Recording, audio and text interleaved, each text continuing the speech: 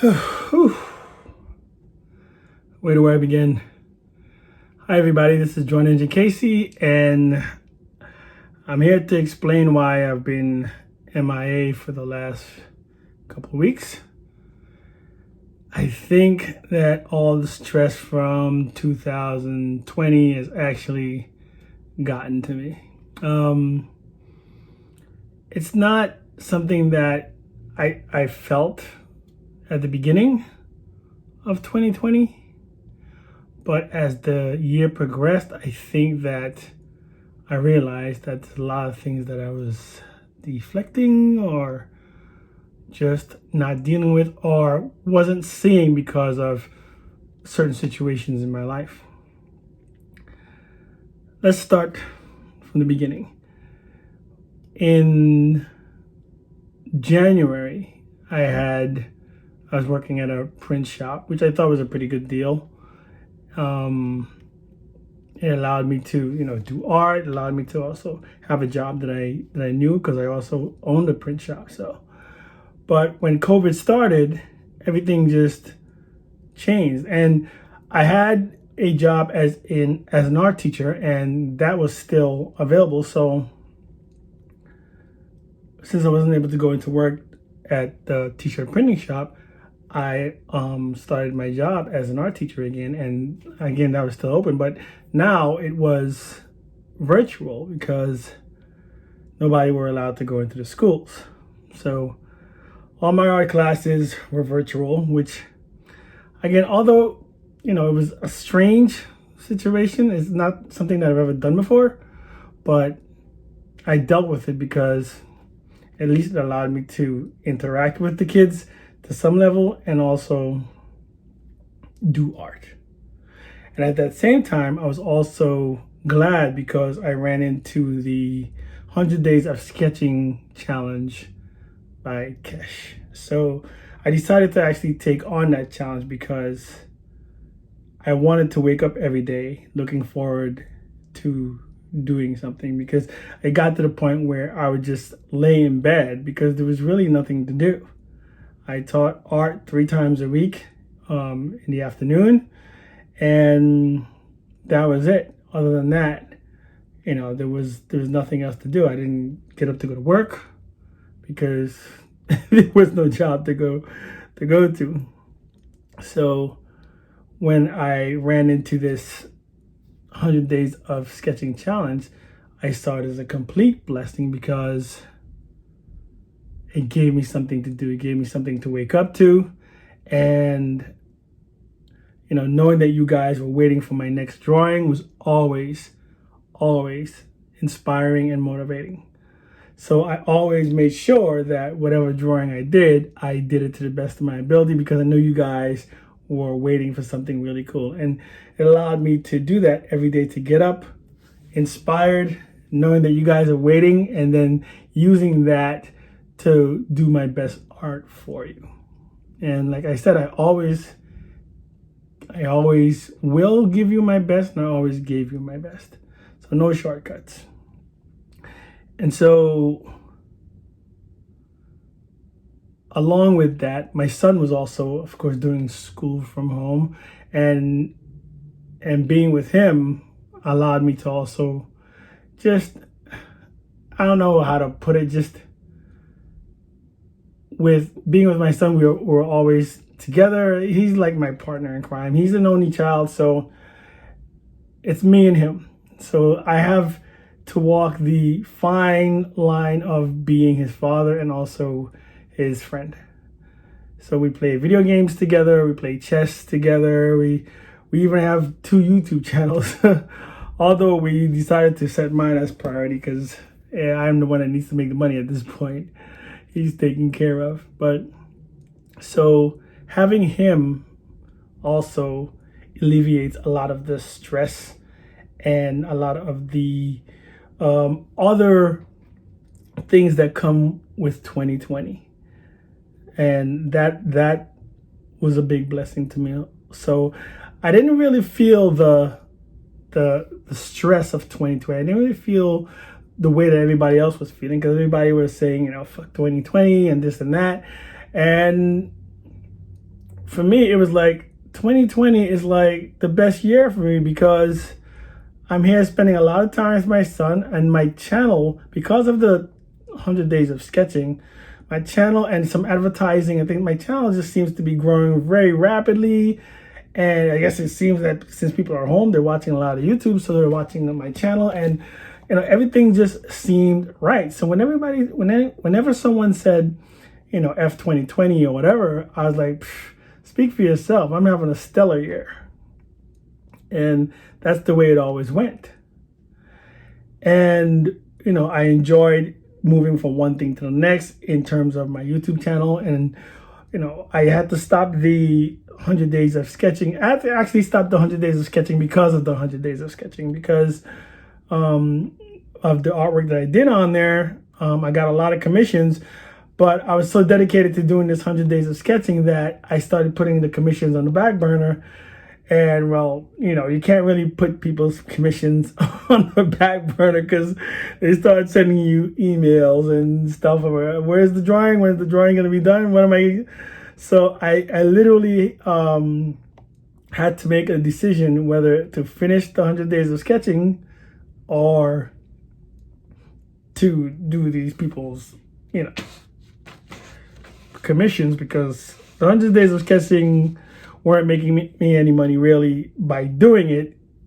They were making me money, but of course with the commissions. And so I figured, since I had those commissions waiting and people waiting to pay me and give me their money, I better get my butt moving with those commissions. So I had to make a choice. I made a choice to quit the 100 days of sketching, I think at day 68, and just start pulling out all my customers' commissions so that they can, get what they pay for. So that was one thing. It was a decision I made, and I didn't regret making it. I think that maybe the 100 days of sketching did its job, even though I didn't complete the whole thing. It did its job, which was it grew my channel, exponentially. Because when I started it, I think I was at 3,000 subscribers, or hitting 3,000 subscribers, something like that. And that was it maybe 4 months ago? And so now I have almost 17,000 subscribers. So it really did its job. Plus, I'm making money from the commissions that were generated because of people seeing it, and because of people on my Instagram seeing it, and also on my TikTok, people who see my artwork, I'm getting commissions from those. So again, 2020, stellar year for me. Then, as if things were going too good, I got hit with a punch to the gut, is what I would call it. My uncle passed away from COVID, and it hurt me. It hurt because for the last few years, he was my best friend. I used to spend so much time with him, and he was sickly. He was on dialysis, and so there were a lot of things that he wasn't able to do. So he lived in New Jersey, so I would go up to New Jersey every weekend and spend time with him, and we got to bond very, very tightly. And so we were like road dogs. It was me and him. And eventually, from where he was living, he moved into a senior citizens home, and they were able to also take care of him there. But I still saw him quite a bit, and we would, we would watch the old David Carradine Kung Fu TV show together. That was our thing. And he also liked Westerns, so every time I went up there, we would watch Westerns, and we would talk. It was just a grand old time. And when he went into the hospital, we weren't able to go and see him because of the whole COVID situation. So he didn't. The hospital chose not to tell him that he had COVID, because he would have just lost his mind if he knew that's why he was there. They just told him that he needed to. I don't know what they told him, but I know that he didn't know he had COVID. And so when I found out that he passed away, I became reclusive. It was just like a punch to the gut. It's hard to, or maybe you guys know what I'm talking about, but it's hard to state describe the feeling of coming to the realization that somebody you've known all your life, and you don't even think that you're going to be without them, because you take for granted of the fact that they've always been there. So you forget that they won't always be there. So when you realize that you have to move forward in your life without this person that has always been there, it's debilitating. It can stop you in your tracks, because you don't know what life is going to be like, or you don't know how to go on with life not with them not being there, because you've never had to experience that. You never experienced life with them not there. So what is it now? Who am I going to go to New Jersey to see? Not my uncle. So that hit me hard for a while, and I'm still dealing with that. It's a hard pill to swallow, but I'm still dealing with it. I talk to him all the time, and that gives me a certain degree of comfort. But still,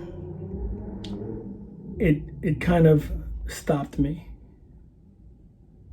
It took the fun out of everything. And so, I did a few videos even after he passed away, and I muscled through it, because to some extent I felt that I still owed you guys a video. I still owed you guys myself. I'm going through stuff, but you're going through stuff too. So, and with me working on my videos, doing my art, it helps my mind not think about all the pain that I'm going through. And also it helps you to deal with the stuff that you're going through. Maybe if you see one of my drawings or my art, or if you hear my voice, it helps you. You have to come to see my videos, because to some degree it helps you. And that's what motivated me to do my videos, to muscle through and make sure that I delivered a few videos to you guys, even though I was hurting. After a while, I couldn't deal with it. I can't say I'm depressed, because I mean, as a clinical terminology, I don't think I'm depressed. I think I'm in a state of depression. I think I'm dealing with a lot of things that can be categorized as depression, or I act depressed. But I don't think that I can't get out of it, or at least I didn't think so. And with my son being here, he was always such a positive force. So skip ahead a few weeks. He goes to Germany. He goes to Germany every year with his mom. And so when he goes to Germany with his mom, they go for 3 weeks to visit her family, because she's German. And that's like a vacation for me, because I'm here. I get to do all the work, I do whatever, and we Skype every day, so it's always helpful. But I didn't realize how much, because of all the pressures of 2020, I didn't realize how much of a shield he was for me, because him being here and always, it's my son and I love him, and he eases my pain just by being in existence. So he goes to Germany, and now I'm by myself now. There's no shield. There's nobody to say, hey dad, come, let's play video games, or let's play checkers or whatever.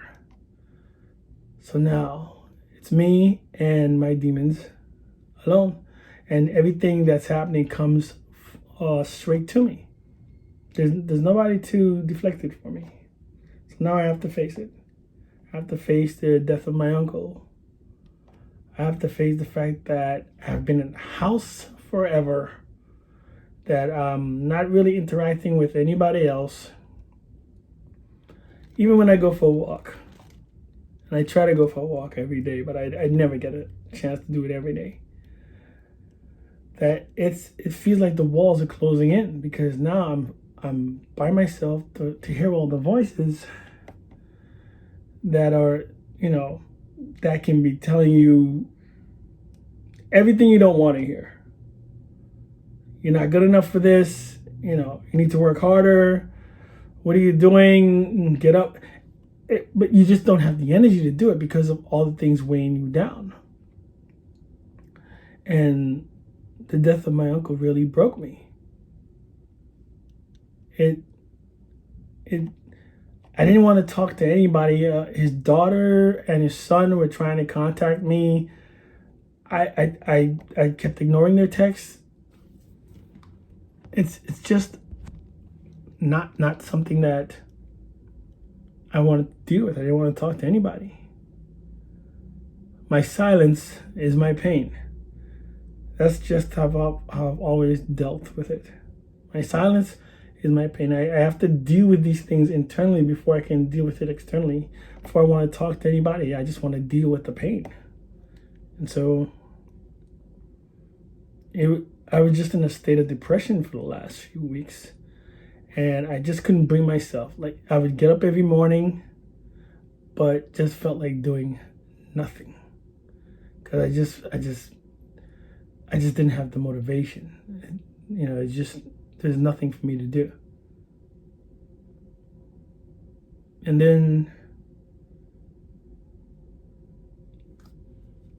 I scrolled through my Instagram a few days ago, and I saw one of my good friends on his Instagram with a picture of Chadwick Boseman, and my friend's quote was "Rest in power, King." And it was the strangest thing that I saw, because in disbelief, there is no way that it meant that Chadwick Boseman was dead. So, but my body started to shake, because this was an actor who meant a lot to me. Not because of all the things he's done for kids and charities, but because of what he represented in playing the character of the Black Panther. What he represented for Black people, what he represented for me as a kid wanted to be a superhero. When you're growing up in a world full of white superheroes and you're playing superheroes, you want to be a white superhero. I don't care how Black you are, because that's all you know. You want to be Superman and the Flash, and you want to be David Banner, you want to be Wonder Woman, because they're white, and that's all you see on TV. So it was good for a superhero to come out that made the kids want to be a Black superhero. White kids wanted to be a Black Panther. We had our hero, our Black superhero now that we can look up to. He was a king, he was powerful, he was a good guy, and he stood for everything that we want everybody to know that we stand for the righteousness. He wanted to go against evil. He was a king, King T'Challa. And as an actor, Chadwick Boseman carried that for the black race, I'd have to say.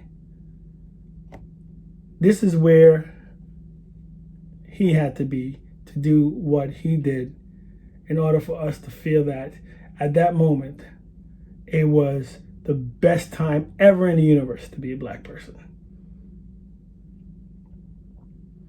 And immediately I went to the internet and I saw it. Chadwick Boseman dies at 43. Another hit from 2020.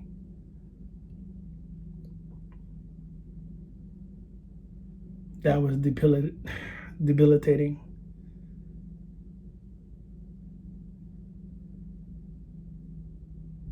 I'm not ashamed to say that I've been crying about this for the last few days. Crying my eyes out because I just think that, like with like when we lost Stanley, I just felt like we're left alone. Like the world seems different. You know, like there was somebody that was here that made the world a better place, and then now he's gone, and now what do we do? What do we do? Like with my uncle, I can't figure out how to move forward when you lose somebody who you think is going to be there all the time. So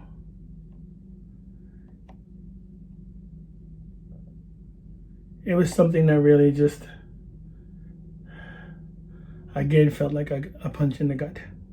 It took the wind out of me.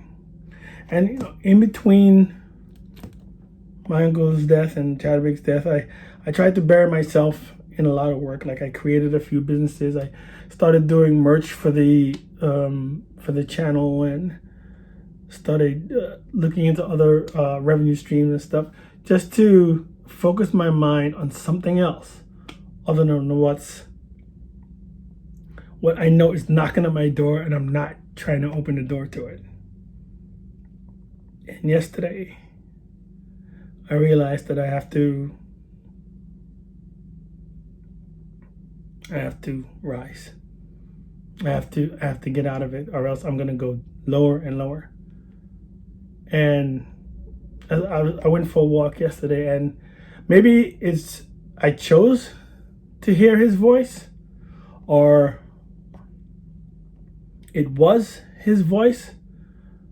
But Chadwick Boseman said to me, "Do not let my death stop you. Don't be stopped by my death. Be inspired by my life. You must get up and do what you need to do. Brother, rise. Rise." And it gave me comfort. I felt like he was talking to me. Again, it just might be I chose to hear it in his voice. But I felt that he was talking to me, and I'm sure if he talked to me that way, that he spoke to other people that way. People who needed it. Because I'm having a hard time dealing with his death.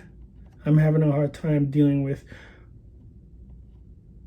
the fact that when he put out his video and he looked very skinny, people thought that was time to be comedy hour and just write the nastiest things about his weight loss.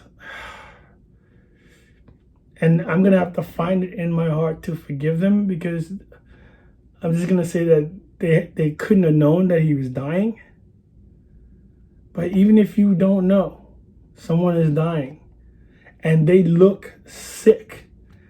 It is not comedy fucking hour. It is not time for you to state your most clever sentence and then put it in a way to diss somebody who has meant so much to so many people. We gotta do better, people. We gotta do better. Now, I know that the people who probably wrote those stupid ass comments are probably feeling it right now and feeling guilty as hell, and they should. They just feel every ounce of guilt that came along with it, because that wasn't right. And I hope that they learn from that mistake and don't ever do that again, because you never know what someone's going through. People always look at me and think I have the world figured out. I do not have the world figured out. I have problems like everybody else has problems. And they can weigh you down. And 2020 is going to beat you down if you do let it beat you down. I'm telling you now. Brothers and sisters, we need to rise. Okay, 2020, okay, you got the first round. We'll say, okay, you got the first round, all right? You knocked me down. Round 2, motherfucker. Let's go. I'm taking back 2020. It's time to get up. It's time to rise. It's time to remember who you are.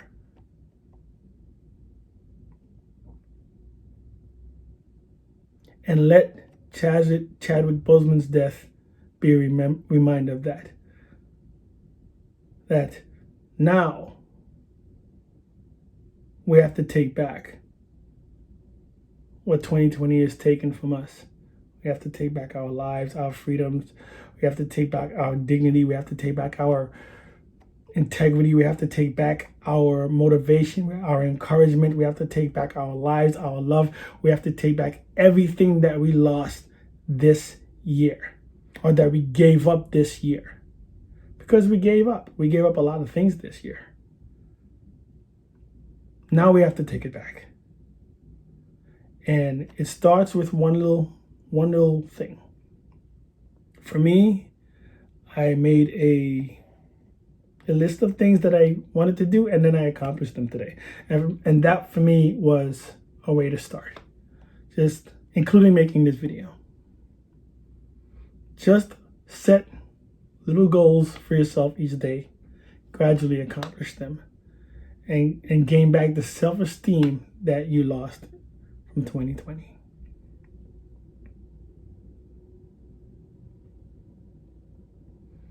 It's been a tough year. No denying that.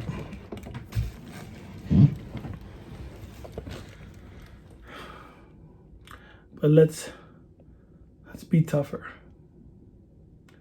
There's so many things that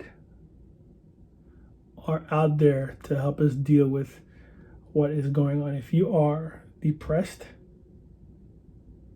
then talk to someone, whether it be a friend or a professional.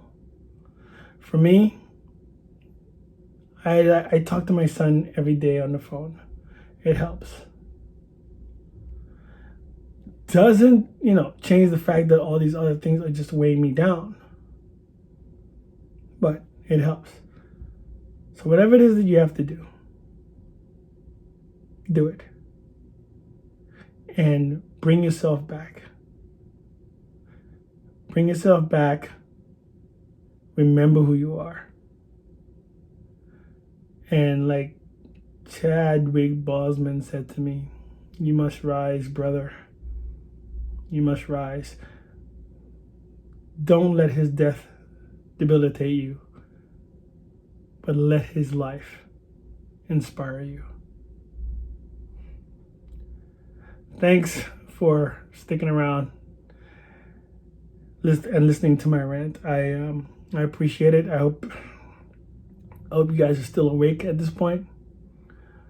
But it was important for me to let you guys know what I was going through and why I haven't been posting. And you know, it's also important for me to let you guys know how much you mean to me. And you know, when you guys, you know, leave a comment on my videos, something inspiring or something positive, it does make a difference.